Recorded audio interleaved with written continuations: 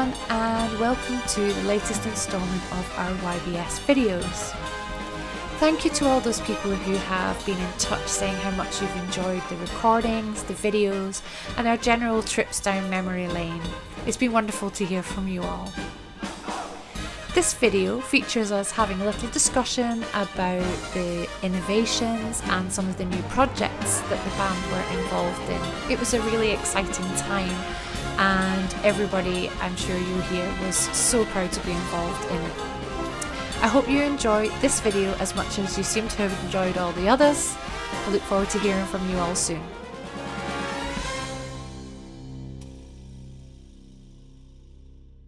The band were very innovative and changed brass banding in many ways, such as our trendy new uniforms, having shock horror females in the band, and lots of amazing new projects that we did.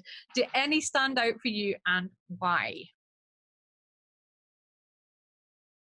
Well, the first Europeans I did was '97 in London, and obviously that was the Cry the Celts concert. And I just remember we probably played more preparing for the concert than we did for the contest. And obviously a lot of things happened on that day, on the contest day, and the preparation and the rehearsal we had in between the test pieces. So and I think the result, if I remember correctly, was before the concert, wasn't it? Before Cry the Celts. So that we had the release that pressure, and we just played great, you know, and that was really innovative, and obviously that opened the door for a lot of different projects from other bands as well. You know, the Celtic connections and the different instruments and stuff, and that thematic approach to that concert. And I know Spheres later on obviously opened the door contest-wise as well. So we were very lucky to get those opportunities. And I think because of he knew his players so well, didn't he, Dave? And he knew the qualities of what worked for them. It was that first thing where he got, because the composers that he had were his colleagues, and he could just sit at university, talk to them and say, right, well, this player is really great at this, please can you come up with something to show them off, and that kind of thing. And it was the first time really that had properly happened and moved forward. And of course we had the financial support, didn't we, of the company at the time, so we could do that. But yeah, that was an incredible one. Thank you, Gav. Anyone? Cleggy?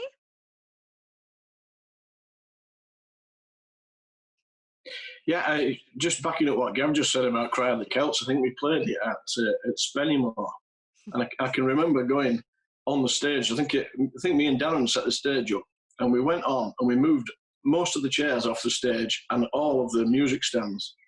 And I can remember the look on people's faces in the audience. What are you doing? What are you doing? And we moved every single music stand off the stage, and I think we played fairly well, but we didn't get anything. But yeah, we really did sort of hammer that, and obviously we made a recording of it as well. But that, to me, that one stands out. It was fabulous. Yeah, it was the first one, wasn't it? So it was absolutely incredible. It was brilliant, and we did it with no music. I'm really glad that we didn't continue to do that, because that probably killed my brain cells off 10 years earlier, because it's not one of my favourite things. But we did it at a concert or something before as well, and like a lot of us forgot half of it, and it was really terrible. Yep. But yeah, okay, that's awesome.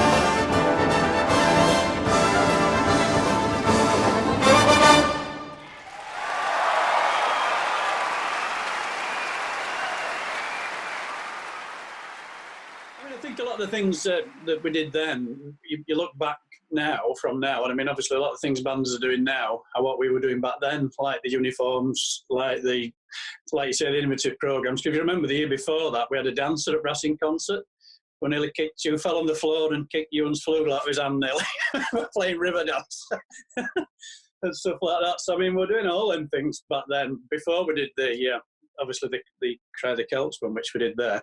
But I mean, I think a lot of that thing, and same with, you see as well, I think now people forget that a lot of the top bands didn't have women in bands then. I mean, when I was at Black Dyke and when I joined Fairies after for a little spell, they didn't have women in the band, which is ridiculous, which seems ridiculous now at this point in time. But YBS were probably one of the first, certainly, to have quite a lot of, I mean, I don't know how many girls went in the band at one particular time, but quite a lot, probably more than most, I would guess. Yes, I mean, it's certainly more forward thinking in every way, really, that. Because, I mean, at that time, no one else did. I mean, it was just literally, there were a lot of male bands. I mean, Grindthorpe, Fairies, Dyke, all them were all male bands still. So very forward thinking in so many ways, I guess. Yeah, and I've done like a few, like people ask me quite often to do these things and talk about, oh, what was it like being a girl in a band? And and I always I did something for Brass Bands England at the RNCM in January or February, and I just remember Trevor Caffell going up to me at the end and going, oh, so everyone was expecting you to say, oh yeah, it's been so bad and it was awful, and like you literally went on and just went, yeah, what's your problem? It was absolutely fine. I have had no problem whatsoever. And a lot of that was, Maggie, I don't know, but you probably felt the same. It's that our experience at YBS, I had come from a little place in Scotland where everyone was a girl that played a brass instrument, and there was like 2 boys in the band, and then came down to Salford Uni. Only reason I came to Salford Uni was because I couldn't study the tenor horn and music degree anywhere else, and that's how I ended up coming down there. Met Dave, and then it was just a case of, he never ever made me feel there was something that I couldn't achieve because I was a girl. It was never even a conversation, and I think that's the important thing. So then going to band, no one in the band ever made me feel like it was an issue or even meant anything, because you could play and you could just play like everyone else, and you got on with everyone else. Maggie, how did you feel about it? Well, coming from Manga, or Norway, basically, there's loads of female players, and there were since the early 80s, not a problem, not even an issue. And I was used to all the rude humour and all that from before. I mean, my dad had it all, so yeah. But it was never an issue. And whenever it was, we just dealt with it straight away and it was gone, basically. So not a problem. No, absolutely. I totally agree. And no one, and especially in this group of people, ever made me feel anything apart from I was part of that team, and that was it. I mean, yeah, everyone's rude, but so am I. So it's fine. So it's okay. We just get over it, and you've got to be able to deal with a little bit of banter to play in a brass band, full stop, whether you're male or female, let's face it. Okay, cool. Anyone else? Peter? Oh, yeah. When I first started in the junior band at Grindthorpe, we had 2 girls in then. I mean, and that's 1960, you know. So that was innovative, whatever you say, you know. And it, when I went into YBS, it was really an extension of what we'd done at Grindthorpe with Elga Howarth and all that, which yes, it was innovative, but we, you know, like I say, it was just an extension. And I'd already played with females in the band, and probably most of the time the females in the band were the best players. Here's something for you. Uniforms, and it's more of a question, this. When did that waistcoat uniform come into play? Is that the most recent one, perhaps? Who designed it, and what in God's name were they thinking? Okay, Gavin, do you want to answer that one? Yeah, I remember this one. There was, I think it was Leeds University. Someone might want to correct me on that one, but there was a design competition. Pardon? I think it was Bradford. Bradford, right. It was a design competition where the students would come up with different designs, and they chose the top 3 and sent them to us for I think us as players to narrow down to a certain version. And I'm not sure you were in the band when we got the final version, which was even different than what we ended up with, which is weird. But the final version actually was this really tight-fitting green top thing with this Star Trek-style waistcoat, and then there was a jacket as well. It was I can't remember how bad the other ones were, but for that one to win, and it didn't last very long. We changed it. We didn't wear the jacket straight away. Then we all found that as soon as you wash your green top, it goes small. So then we're all wearing boob tubes. So we ended up changing them out for green shirts and then just sticking with the waistcoats. That's kind of how it evolved from my memories. Correct me if I've misunderstood. No, that's right. I can still remember being in the toilets at the headquarters trying on those uniforms. Do you remember? Yeah. And like going, oh my God, I'm not wearing this. This is not for a female whatsoever. There's like too many bumps and lumps here. No chance. Mike? If I'm not mistaken, the initial uniform when it came out, it was a roll neck kind of nylon top. Like you say, when it got washed or when it got under any pressure, it shrunk. And from memory, I think Morgan will tell you this as well. From memory, John Davis's shrunk slightly, so it became a crop top. Back to the uniforms, because it was like the Star Trek jackets that we never wore, but we always had them in our wardrobes as part of the uniform.